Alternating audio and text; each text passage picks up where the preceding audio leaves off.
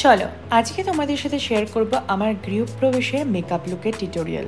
প্রথমেই ইউজ করছি এমব্রয়লিসের ময়শ্চারাইজার, তারপরে ইউজ করে নিচ্ছে মেকআপ ফরএভারের প্রাইমার, যেটা ফেসটাকে খুব ব্রাইট এবং হাইড্রেটেড রাখে।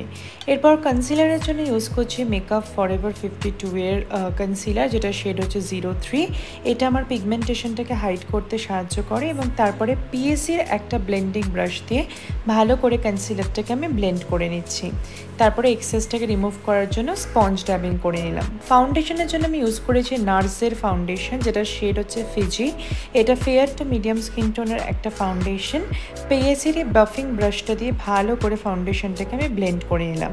হাইলাইটারের জন্য ইউজ করছি টু ফেস্টের আলমন্ড শেড হাইলাইটার, তারপর স্পঞ্জ দিয়ে হাইলাইটারটাকেও ব্লেন্ড করে নিলাম।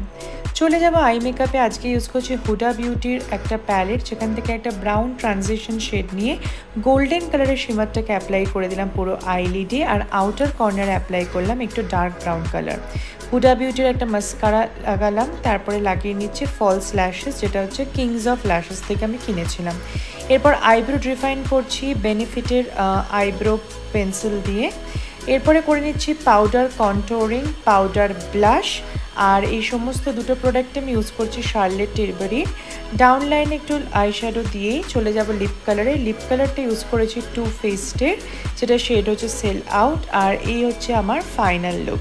তোমাদের এই লুকটা কেমন লেগেছে তোমরা জানাবে। আমি খুব সিম্পল এবং খুব এলিগেন্টভাবেই সেজেছিলাম, কোনো কিছু এক্সট্রা করিনি বিকজ ওই দিন প্রচণ্ড টেনশন ছিল। বাট ওভারঅল আমার তো এই লুকটা সাজের সাথে খুব ভালো লেগেছে।